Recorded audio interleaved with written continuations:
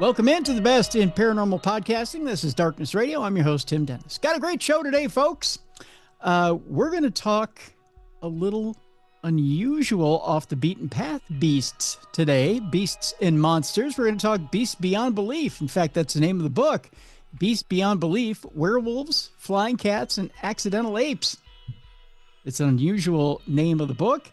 The book is by Michael D. Winkle, who is our guest today. And actually is it Sneaky Werewolves, Flying Cats, and Accidental Apes? Is that the name of the book there, Michael?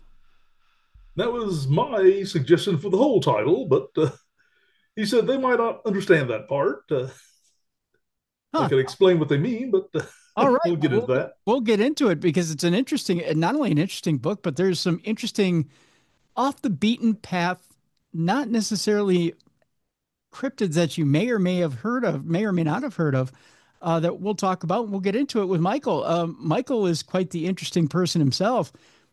You have an interest in Marvel Comics, so Yeah.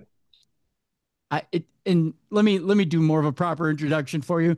You have a lifelong love of works of Jules Verne, H.G. Wells. You've got a love of steampunk, this pre-steampunk idea of 19th century adventure. You went to high school in Bixby, Oklahoma.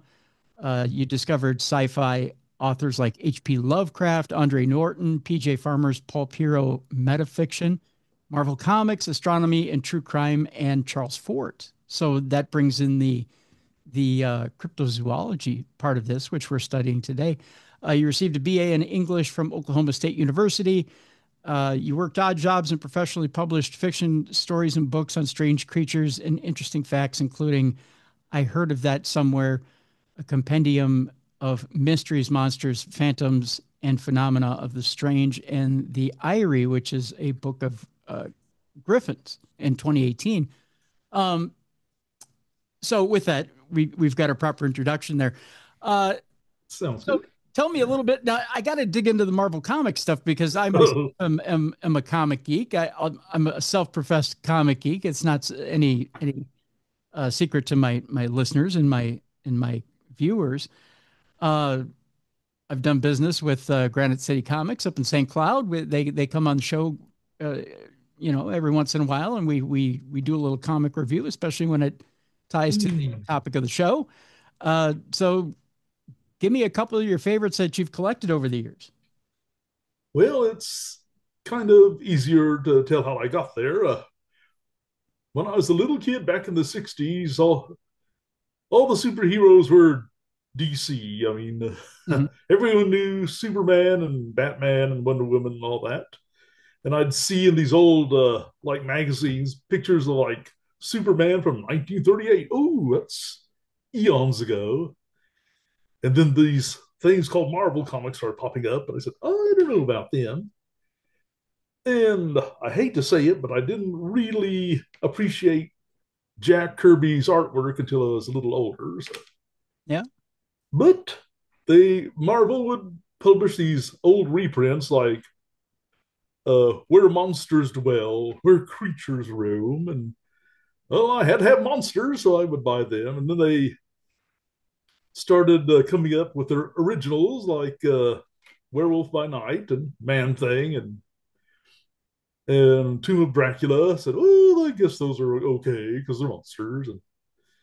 And I read Monster of Frankenstein. The first few issues of that they were just literary in my idea. They changed my outlook on how to read literature, and eventually they had to start popping in the superheroes once in a while, and well, then they sucked me in. So there you go. Well, some of those, I mean, you're mentioning some real classics. I mean, the even the Where Monsters Dwell. I mean, some of those are some diehard classic comics that really had some great storytelling. hmm Well, I mean, there was one month in the middle of 1973, I think, about May or June, and I got a, bought a couple of Jim Starlin's artwork with the middle of the Captain Marvel and Thanos storyline. Mhm. I didn't understand a word of it because I was right in the middle. But that's about the time I started buying Marvel comics all the way across the board. Went Yeah. from 0 to 100 1 month, I think. So, No, I may be a little bit younger than you, but not much. But I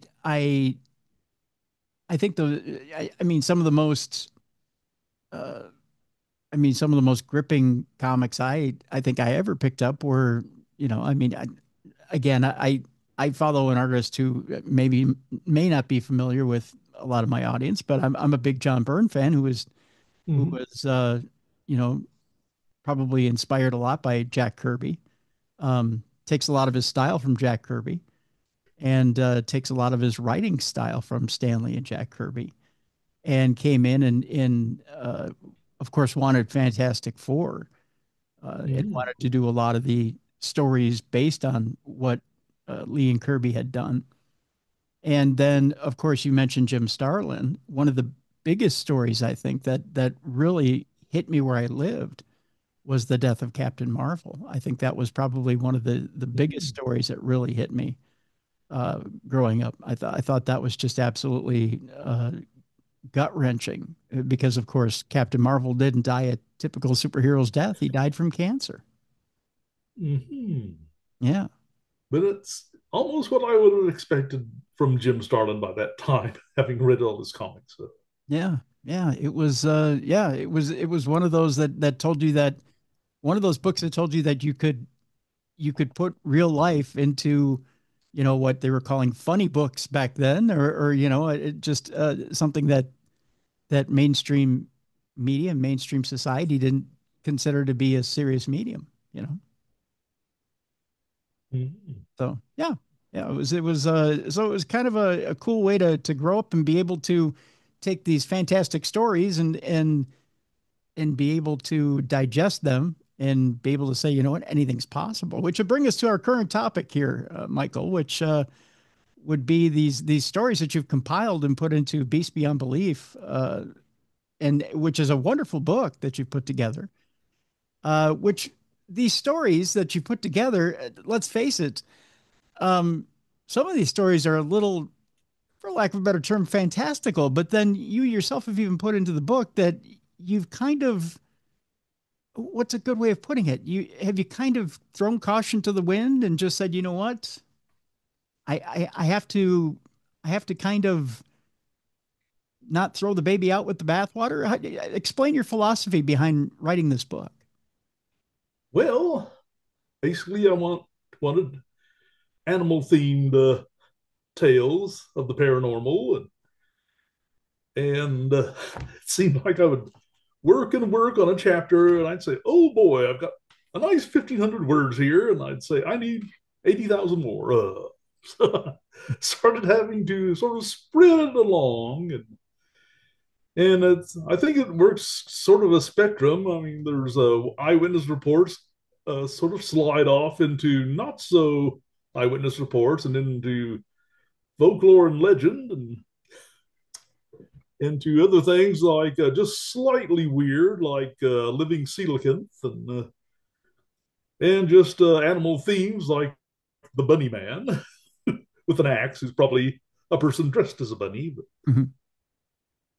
so I said, oh, why not some good old famous legends like the Pacing White Stallion? And although there was a couple of eyewitnesses in that one, so uh, actually, after years of reading all these stories, I decided not to stress about it anymore. I don't know if any of them happened to anybody. So there are It, some that seem more probable than the others, but I can't be 100% sure with anything. So, as an author, do you have to take yourself out of a skeptical frame of mind and have to just say, you know what, these the stories are what they are, and go forward and just tell them? Is it or is it something where you can cast a skeptical eye and yet still, and put that skeptical eye to the page? well, I like to say I'm pretty skeptical. I like to the sort of philosophy that Charles Fort had. He did not believe in anything, but he didn't completely disbelieve in anything. So it's always good. And I'll ask myself questions. If this happened, it might have happened this way, if it's possible for it to happen. So, and I'm always interested in reports from different parts of the world that have the same details and from people that probably never met each other or heard of each other. So that seems indicative of something. May not know what, but Mhm. Uh, is it, give me a little bit of a gauge here, Michael, when you hear a story. I'll give you an example of one that is an interesting story to me that when I read it, I go, fascinating. And I could see where there's quite a bit of reality there, but where does it hit me where I live as far as supernatural? And that's the first story in the book. And that's, is it Aharone's hamsters, the golden hamsters? that Tell us was, a little bit about those hamsters and what the basis is for those hamsters, and tell us what the supernatural element is behind them, and what is it that hits you where you live about it? well, like I said in the article, I read a lot when I was a little kid, and I kept little animals as pets. And I checked out this book from the library called Pets, and it just had a background, just a mention or two for each type of animal, and it mentioned that all the golden hamsters in all the pet stores alive today are descended from one litter that was found with its mother in Turkey somewhere, Aleppo, I think it's called.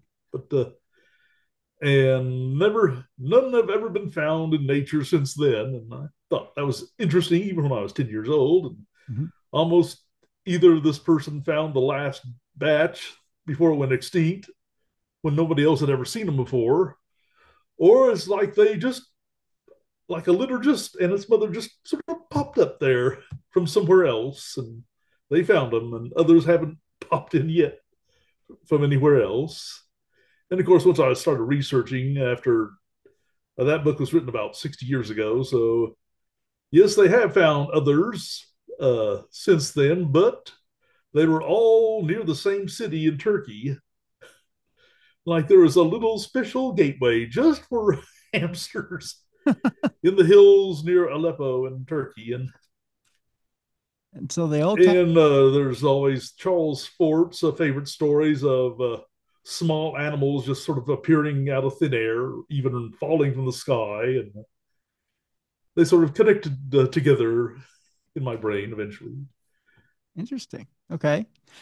Uh, there's a there's some other stories here in the book as well that and you kind of alluded to one earlier that we'll get to here in a moment, but there's the one that hit the tabloids, I know, when I was younger, that kind of fascinated me, and I'm wondering if we could talk about it a little bit here, and that is the story of Bat Squatch. Um, Bat Squatch, I thought, was, when I was younger, was fascinating because I remember seeing a bit of a picture of it on the Weekly World News, but I thought Mm. there's no rhyme or reason to me why that would be real, but according to some people, it was a real story. Can you tell us a little bit about Bat Squatch? Well, originally there's just the one Bat Squatch story from Washington State. And basically, this teenage boy was going to visit his girlfriend, take her out or something. Was driving down a road. I think it was near Mount St. Helens. Well, I'm not sure, but forget which mountain. But suddenly, this large thing plopped down in the road ahead of him, and it looked like a bipedal humanoid covered with hair, but with a wolf-like head and huge bat wings sprouting out from its shoulders and bright blue fur. And he described it as looking around like it was as puzzled as he was why it was there. And after it glanced at him for a few moments, it started flapping its wings and flying away. And the boy immediately drove back home and got his father and uncle to come out with guns, but of course it was gone by then. And people in the area reported hearing strange calls from the mountainside at night. But that was basically the main story. And there used to be a magazine called the Info Journal, which was International Fortean Organization, and one of their founders went out to re-interview the boy about a year or two later, and she looked into the credits of the newspaper person who put it in the local newspaper, and he seemed to be a hard worker and all that, and people were said, "Oh, that boy never lies. He doesn't hear listen to rock and roll or play Dungeons and Dragons or any of that satanic stuff." So, Which I so that is important for your character, at least at I that guess, point, right? Yeah. Uh, and so those the original newspaper story, which popped up in a few magazines, and this later review are pretty much the whole saga. But I once I got the internet a few years after it, there would be these stories like a Rodan size Basquatch carried off an oil tanker truck and ate it or something. And I said, I'm not quite convinced with those. So, yeah, it seems like the legend grows, right? And and I like it when the witnesses will respond to some people's critiques. Like in the second interview he had, uh, writer John Keel was convinced it wasn't as large as he thought it was. And his second interview with this woman from Info, she mentioned that, and he got a little angry because there were a lot of landmarks along this dirt road, and it was standing by. It landed by a tree that he used as a landmark all the time, and he knew it was exactly 9 feet tall because of where some of the branches jutted out. So,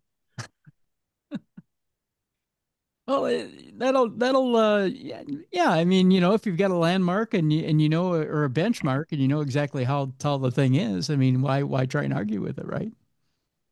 and when the newspaper tried to make it sound like it was a slightly bluish gray, nothing wild, and but he said it was a quite bright light blue, sky blue.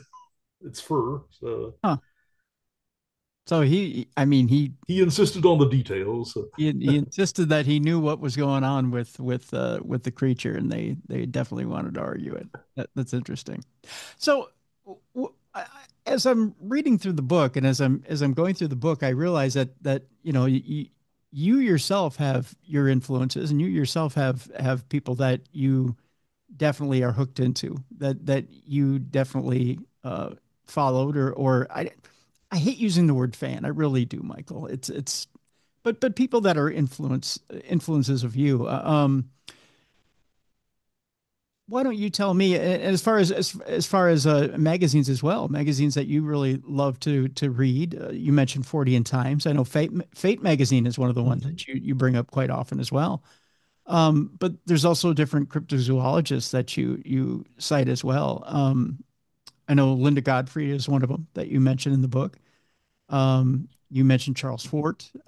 What are some of the others that you have followed well, throughout your lifetime cases that well, interest you? I'd read them when I could find them, but it wasn't really. The gates didn't really open until I got to the Oklahoma State University Library Hmm. with 2 million volumes. Volumes. I'd always heard of Bernard Heuvelmans. I probably mispronounced his name, and is on the track of unknown animals and in the wake of the sea serpents. And always, the first book I checked out of the library at OSU was Abominable Snowman Legend Come to Life by Ivan Sanderson. And I would read his books when I could find them. There were more paperbacks of those. And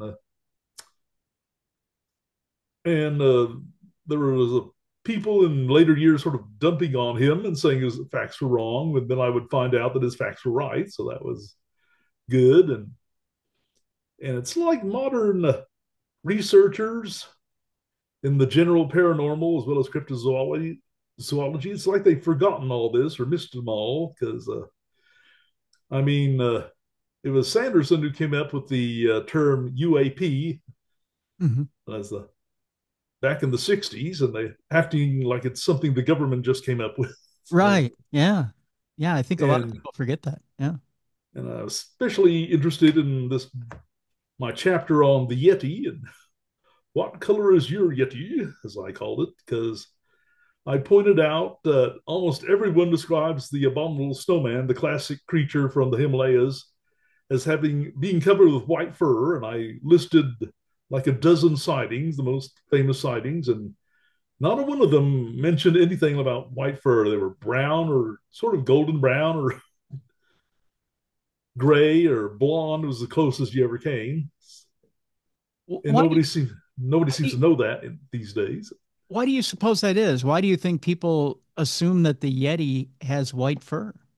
Well, the same way like polar bear or other snow, like a Arctic fox or anything like that lives in a cold and icy and snowy area.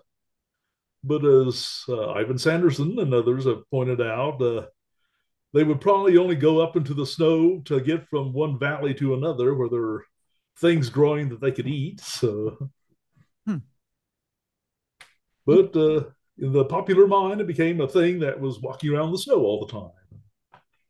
Well, because you don't. I mean, when you talk about other Sasquatch or Bigfoot, you hear about the skunk ape down south in the southern U.S., and you hear that it has a darker colored fur, like almost a black colored fur.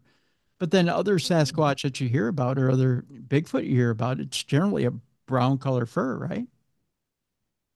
Sort of russet brown. I Yeah. hadn't heard about the skunk ape being darker, but I mean, I on the other hand, I have heard reports or come across reports of snow white Sasquatches in the United States. Hmm. So we have them here, but not in the Himalayas. That seems Right. Yeah. odd. That's weird. It's different. I mean, it's definitely different. That's for sure. Um, I tell you what, let's take our break here, Michael. When we come back, let's talk a little bit. You'd mentioned before about the Bunny Man, which I think is kind of a funny story. So we'll talk about the Bunny Man when we come back. Uh, Okay. there's also something called the Chocolaco Monster, which I thought was particularly engaging and a little funny. We'll talk about that as well. And there's also a little creature to my east. I'm in Minnesota, so we'll talk about there's a little creature to the east. We'll talk about as well, and we'll talk about that when we come back. Um, and I always thought a carbuncle was something that was on your body. So we'll find out what a carbuncle is when we come back as well. The name of the book is Beast Beyond Belief: Sneaky Werewolves, Flying Cats, and Accidental Apes. It is available right now. We have a link in the description of this program, so you can go get it. And uh, when we come back, we'll talk with our guest, Michael Dane Winkle, about these different unusual cryptids. And we'll also talk about some that are not so unusual, that are just possible everyday creatures. And the difference between why they're just everyday creatures that we mistake for cryptids and why we mistake. I think that will be something we'll talk about with Michael as well. Why do we mistake some of these everyday creatures for something unusual? And why do we make that mistake? We'll talk with Michael and ask him that question when we come back. Uh, that much more. Beast Beyond Belief right here on the best in paranormal podcasting. This is Darkness Radio.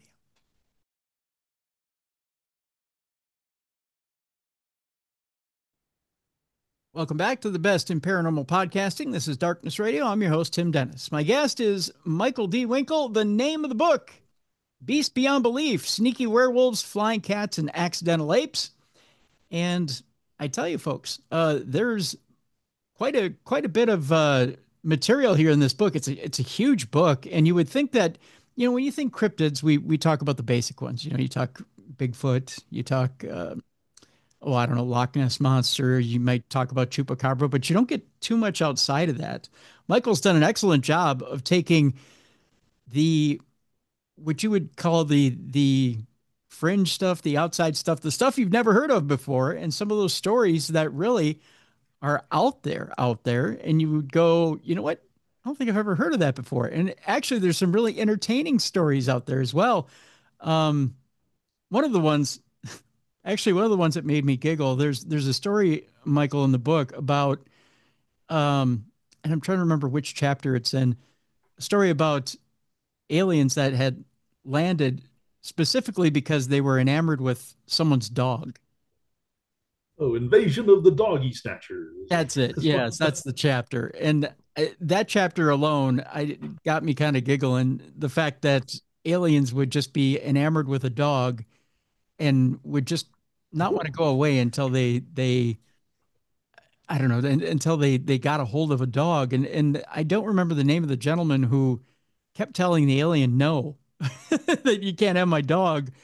But they thought it was just fun that the dog would roll over on command and would do things on command. Um, That I, was the I first story about I think it was Lakota Sioux old man who yes, lived yeah, near the Canadian border and yeah, came yeah, out to see a very thin man in a shiny suit with a strange vehicle,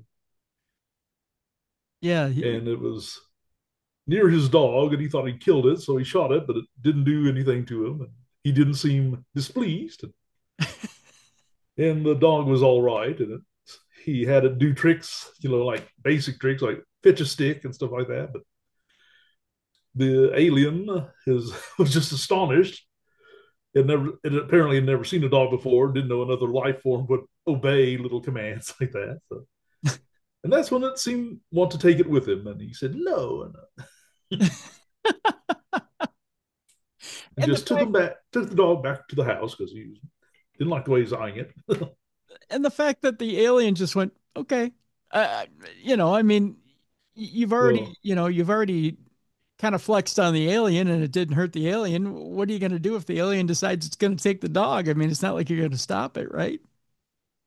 yeah, you never know what the aliens are like. So Yeah, but they were still flying around his house for the next few months or something like that. And, yeah, that's what kills me. They were still flying around looking for the dog. I mean, just in case, you never know. oh, flying their little saucer by, and oh, that was a fairly long story. And R.D. Six Killer Clark's book on reports from native people on mostly UFOs, but other strange items. And I'd heard of these other attempted dog nappings from UFOs before, but there wasn't enough there to actually have an article. But I thought that put it over the top, so I laid out the whole thing, and I had to mention the mass disappearances of dogs once in a while. Which I wonder, if they'll go after a trained dog. I wonder if if other animals fascinate them. I wonder if things like cats that respond to human commands or any other animals that respond to human commands, if they're fascinated by that too. Well, first you'd have to find a cat that responds to human commands, Well, which that's is true. Yeah, probably rare. yeah. My sister had one that thought it was a dog. Hmm. Yeah, that yeah, and it Nice. would. You could call the cat from the other room and it would come right to you. Well, you'd have the see where on the chart where cats and other animals that are that well trained encounter UFO aliens. So it's probably a small point on the map. So, Right. Yeah. There's a very very small crux point there, Michael, where you could get the two together, I suppose. But I mean that cat, God bless its soul, it's no longer here. So I mean you can't necessarily get it together with an alien, but if you could, I mean, you might have a fun little encounter. well, don't pay that much attention to these YouTube videos, even the ones that say absolutely true story about terrifying things. But there was one I listened to where someone was said they were abducted by aliens and taken around the ship and shown around. And there was this ordinary house cat walking through the corridors, and they basically told him it had the run of the ship. So like it had come in and taken over. So that was funny. Very much so. Very much so. It fascinates me that aliens have that much of a interest in our pets. Um, the one thing I wish they'd had a interest in and maybe gotten rid of is this bunny man. The more I read into this chapter, it seemed like it was less animal, more man. Explain to us what the bunny man is and why, if the bunny man cometh, maybe we should get the hell out of the way. Well, there are always apparently there are rumors around this one railroad bridge in Maryland, very near Washington D.C., which is why it was called the Bunny Man of Washington. And the rumor was that it came around and chopped on uh, people were parking there with their day to come up and chop on their cars or drag off kids and hang them from the railroad trestle and all sorts of things like that you find in every pretty much every urban legend. But there was this folklorist. I stole a lot from this folklorist article who wanted to hunt it down and read about, had some help from the library, reading almost every murder report in the area since the turn of the century, the last century, and found nothing that really matched. Like people found hung from trestles or axe murders or anything like that. So, and finally decided it was all a hoax or just a regular urban legend. Then he found these newspaper articles from just about 1970 or so of they were building a new addition, a housing addition near not too far from Washington, and somebody dressed like a bunny was coming up and attacking cars and attacking the houses, and the night watchman at the area and telling them if you're trespassing, if you come back, I'll kill you and things like that. So, Oh my God. and I was a I was kind of surprised to read this article because when I was 10 years old, I knew all about that because it had an article in Fate magazine, of course, and but this person hunted down all the local news stories that they could, and eventually just sort of petered out. And all the new housing additions were built, and all the forests were chopped down, and I guess the bunny man just gave up. He just gave up. He couldn't stop progress. I guess not. I guess the housing development got built and the bunny man went away, huh?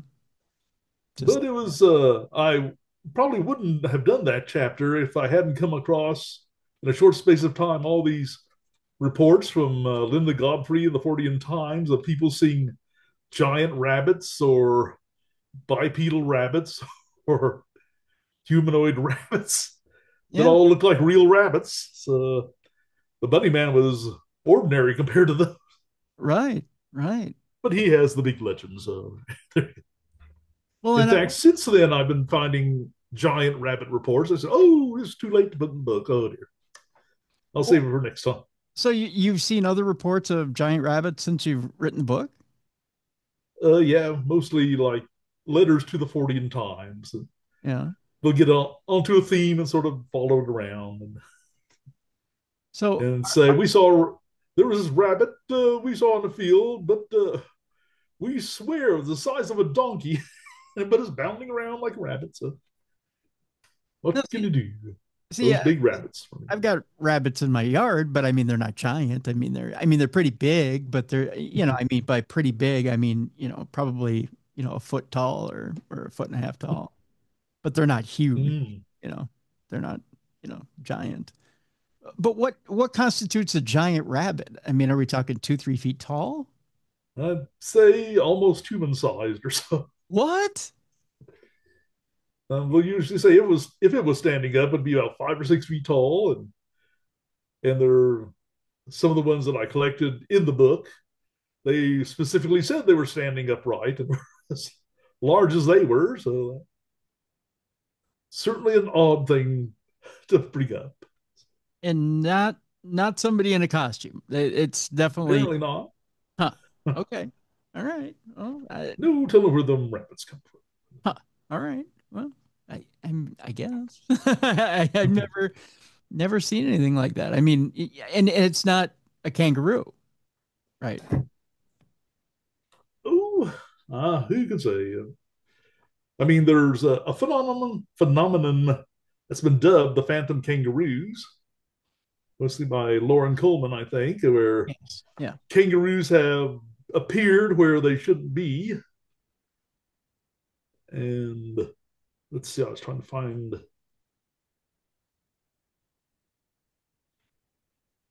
I mean, Yeah. I'm familiar. all the sources that I had, like Linda Godfrey had someone tell her about the giant rabbit her Yeah. mother saw, and Yep.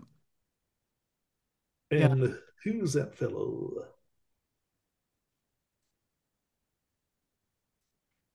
Hmm. There's one I really like. For 30 years, I was trying to find a book by Stan Gordon about all the strange things that happened in Pennsylvania, Oh yes. mostly UFOs and Bigfoot. But he had one book that's called Creepy Cryptids and Strange UFO Encounters. And I just opened it at random, and there was a person who came up to him and told him about the 6 foot tall rabbit he saw racing his Jeep one day many years ago. And yes, it stood on its hind legs when it was running or jumping. So Yeah, we had Stan on the program a couple months ago. Yeah, having to do with the UFO case. Not a UFO case. I'm hmm. sorry, not a UFO case. A Bigfoot case. Not a UFO case. Bigfoot case. Although there was a UFO involved in it, I believe. But yeah. Um, but yeah, nice guy. Yeah, definitely nice guy. Um, but yeah, but yeah, rabbits racing. That's fun. uh, so with that, let me ask you this: the Chakalaka Monster, which when you hear it, colorful name, right? Hmm. But what exactly is a Chakalaka Monster? Well, once again, it was his name is Jim Clark and Lauren Coleman. They wrote a book together about strange creatures being seen, and just as there's just a list of these strange things been reported all over, and they talked about the Chocolaco monster from Alabama, and it was supposed to be a huge hulking hairy thing with the buffalo-like head that was seen a few times. And there was just like one paragraph in their book, and I said I always wanted to learn more about that, but I finally learned more when I found the newspaper clipping that revealed it all to be a hoax. No, no. This person 30 years later said, "Oh, there's no internet or computer games back then. You had to make up your own stuff to do on Saturday night." And I would borrow my parents' car, and drive around, and I looked in the back, and there's that dry cow head with horns that I found a few weeks ago, and I said, "What could I do with that?" And he found an old like bearskin coat or something like that, and he'd go out. And when the car was coming down the country road, he'd jump out and hold the skull up like this and walk around the hairy coat or hairy blanket, and the people would see this horrible monster coming toward them. So, Oh no. See that? and that went on. He got a couple of friends to help him, and they were all going to take turns being the monster. And one night they jumped out in front of the car with the skull and everything, and the rifle fire started coming out of the pickup. And they all had to run through the woods and kept going until they crashed into a fence. And that was the last appearance of the Chocolaco monster. Oh my God. And the funny part is, that was all revealed in this newspaper article. But if we went back to Coleman and Clark's book, they quoted these people who said they were in a truck and they shot at it. And they said it made out this loud cry that sounded almost human. And there's a reason for that, I guess. Of course, it was almost human. See, But that was close enough to a strange animal. yeah, yeah. I, That I had to start spreading out because, like I said, I'd researched this one story, and I said that would take weeks because I tried to hunt down every source ever written if I could find it. mhm. And I'd write this nice, lovely article. Oh, here's a nice chapter for my book. And that's 2,000 words. I still need 68,000 more words. So I basically had to go out beyond Bigfoot and Phantom Panthers and Mothman, find anything I could to write an article on to fill this up. Well, that's all It's right. kind of what happened for my first book, too. I'd run out, I look over mysteries of history like the Roanoke Colony and Jack the Ripper and Amelia Earhart and look at it. Let's see, how much do I need? 60,000 words sounds good. And that's 5,000. I got to find more mysteries. um, well, you get into a theme here about things that may may be a cryptid but aren't, or maybe a misunderstanding of a cryptid but aren't. Um, Hmm. the carbuncle, I think, qualifies as one of those, correct? I suppose it's basically a series of, well, legends and creatures from a surprisingly large amount of the world have the one theme. They're supposed to have some sort of jewel in its head that has magical powers or is very valuable or something like that. And ranges from frogs and dragons and to the black dog and giant snakes and all sorts of things. And they're usually all using the word carbuncle for some reason. Hmm. I always thought a Found out. carbuncle was something you got on your foot. And I think it's like some sort of sore or something that Yeah, grows on your back or your neck or your foot or yeah, someplace. yeah, something like that. Yeah, yeah. I didn't know that it was a jewel, but see, I learned something by reading your book, Michael. That's for sure. Uh, and then one of my one of my favorite stories again. I'm going to go back to rabbits here. Is Flabbit the Flying Rabbit? Oh, Um, that was a pretty good one.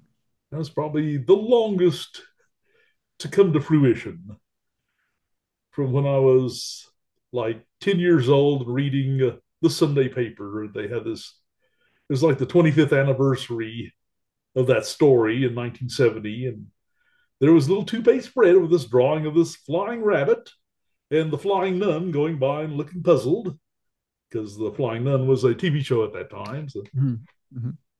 and that was all I knew about. I cut it out of the paper, put a little folder for years and years. And I think it wasn't until the 80s that I started going to the downtown library here in Tulsa and going to the big library and looking up old microfilm.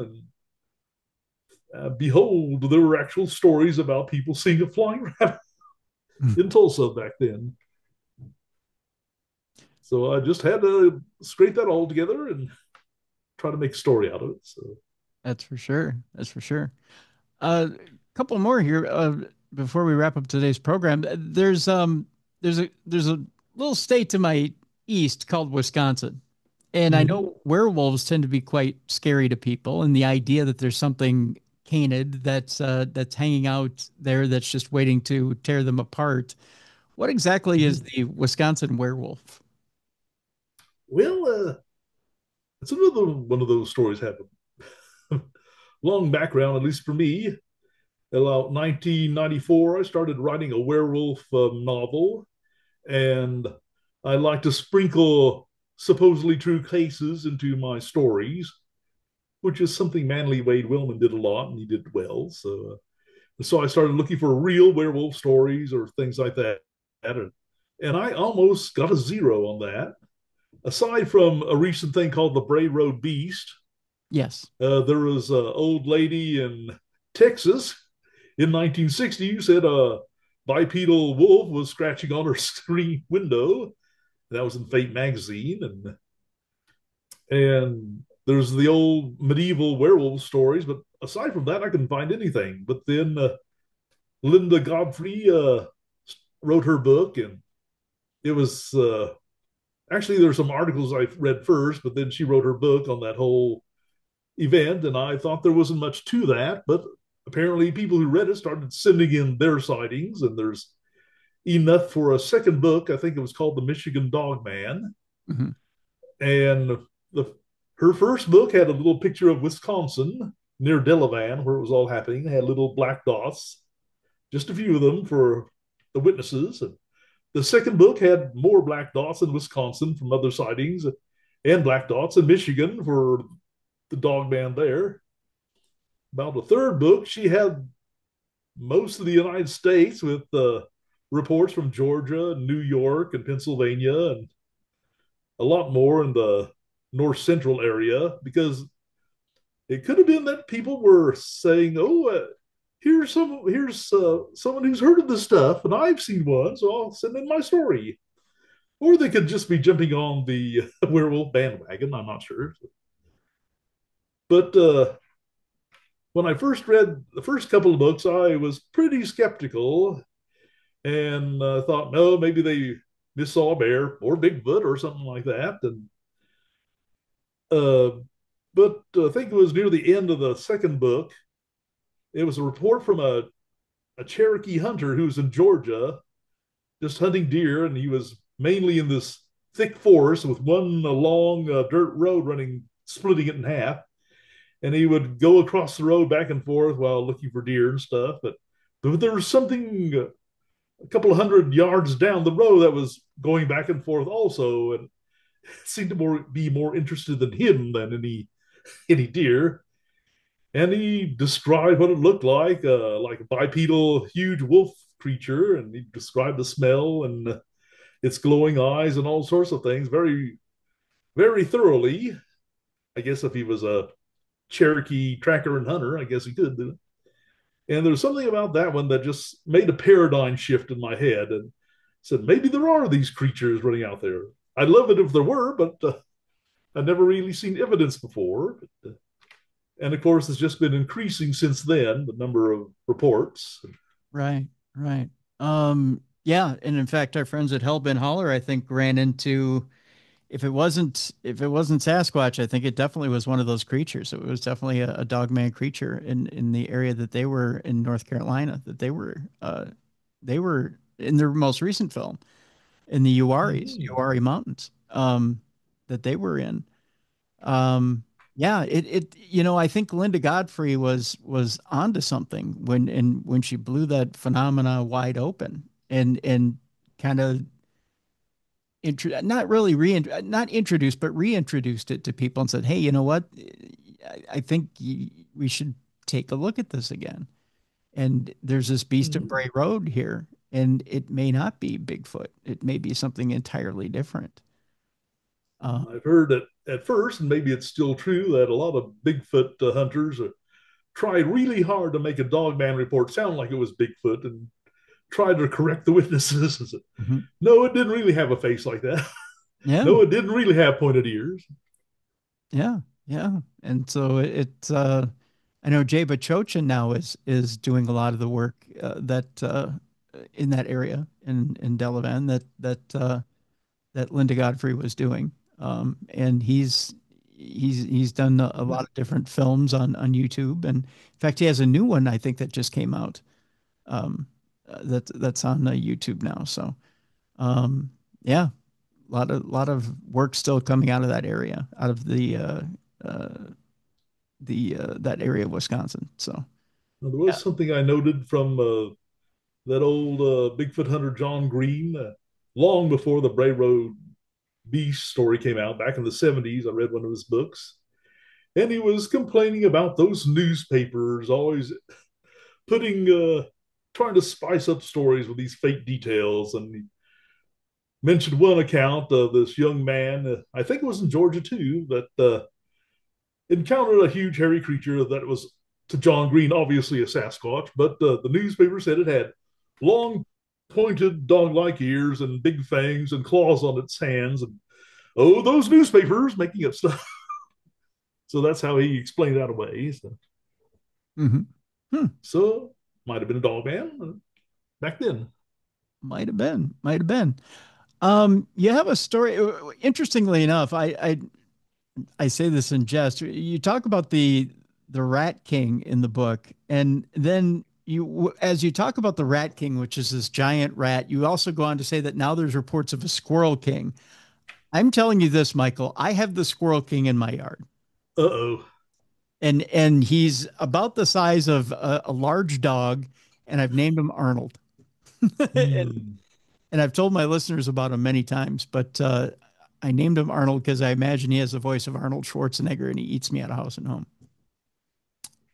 But I Well, just fine. That's a thing to be scared of because I remember there was a big storm at our house when my brother and I were little kids, and we went out and found this.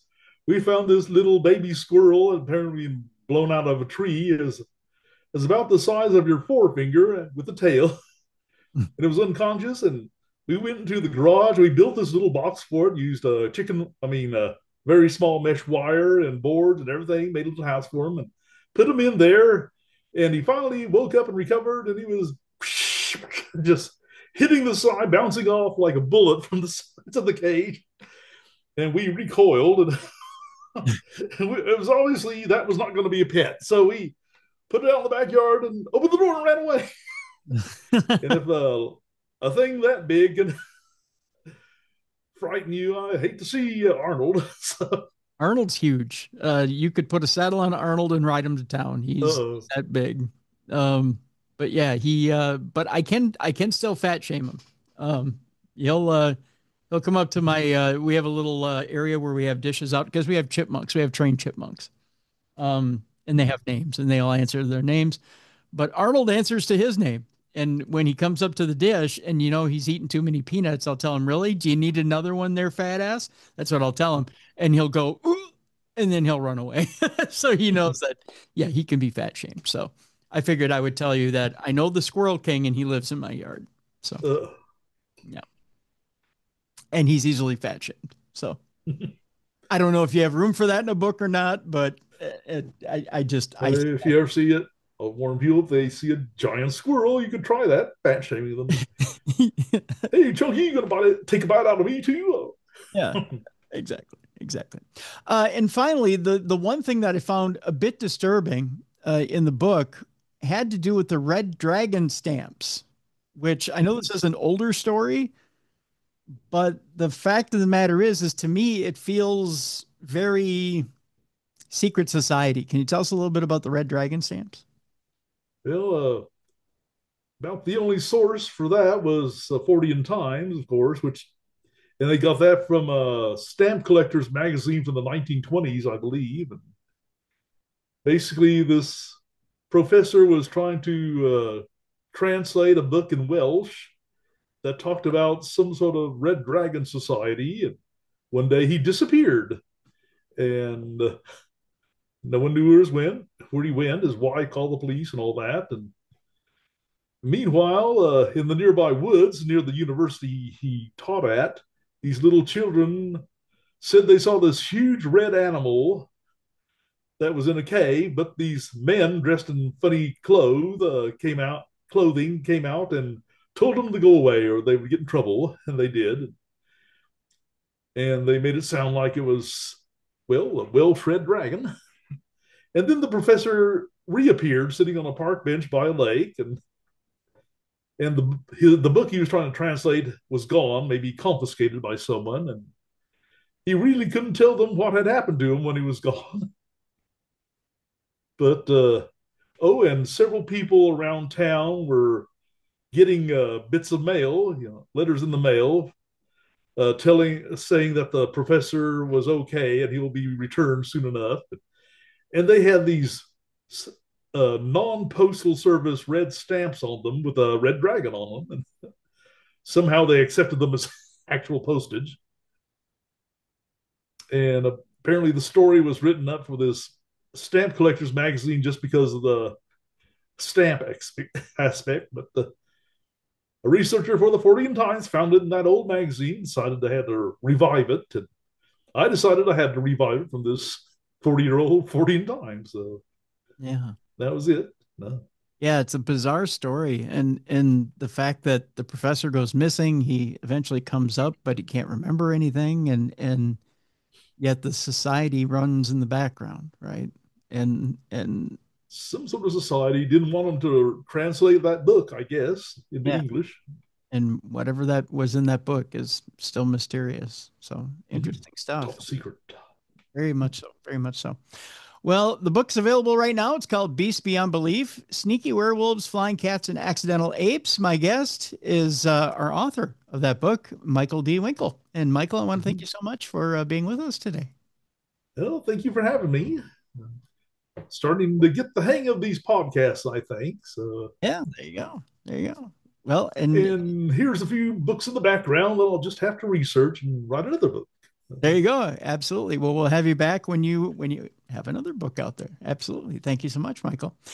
Folks, I want to remind you this is the end of the week, and again, by now I believe we should be on the verge of having a new iPhone out, which means we probably updated our Darkness Radio app. If we haven't, keep an eye out because there should be a new update for our Darkness Radio iPhone app. If not, be patient because there will be one coming. Just keep an eye out for that. If you're listening to this program and you're not watching the program on video, it's real simple. It's the original Darkness Radio on YouTube. You can see the program there. Otherwise, just go to darknessradioshow.com, look for the program that you want to watch. Click on that program. There should be a video on top of the audio. The video and audio are all in one source, and you can see it only on darknessradioshow.com. Also, we're partnering up with Mysterious Adventures Tours. You want to get in right now and be able to travel for Halloween, by gosh. There's a couple of really cool tours right now you can take for Halloween. You can spend Halloween with Dacre Stoker and spend Halloween in Romania at Bran Castle with Dacre Stoker and go party at Dracula's Castle, Bran Castle for Halloween. Or you can go with Brian J. Cano to the Puka Festival in Ireland, the place where it all started. Either one of those trips is available right now, and you can spread it out over payments. So do that, or you can come travel with Dustin Perry and Grant Wilson and Brian J. Cano next summer on a paranormal cruise to France. That's available for sign up as well right now by going to darknessradioshow.com, click on the events page, and there's a link that'll take you to Mysterious Adventures Tours to sign up for all three of those trips. So do that right now. All right. We're on the weekend, folks. We're coming up to the weekend. And I just want to remind you that I know it's a beautiful weekend out there. It's fall. There's some Renaissance festivals out there and some other great stuff going out there, apple orchards, things like that. And you want to get out and enjoy. Please be a light in someone's darkness this weekend. Take someone out with you that is maybe disabled or elderly, someone that maybe isn't as mobile. Again, be a light in someone's darkness. Take someone with you that can't necessarily get out on their own. Again, a message from your friends here at Darkness Radio. For Mally Fox, for Jessica Freeberg, for Travis Thorpe, for Beer City Bruiser, I'm Tim Dennis. Thank you so much for continuing to watch and listen to the best in paranormal podcasting. You've been tuned into Darkness Radio. For more audio and video archives of the show, intriguing content, fun events, and cool swag, check out darknessradioshow.com. The executive producer of Darkness Radio is Troy Palmer. If you enjoyed today's program, please make sure you like and subscribe. Thank you for watching. Have a great weekend. And remember, as you head out to have some fun this weekend, to take an elderly or disabled member of your community with you and be a light in someone's darkness.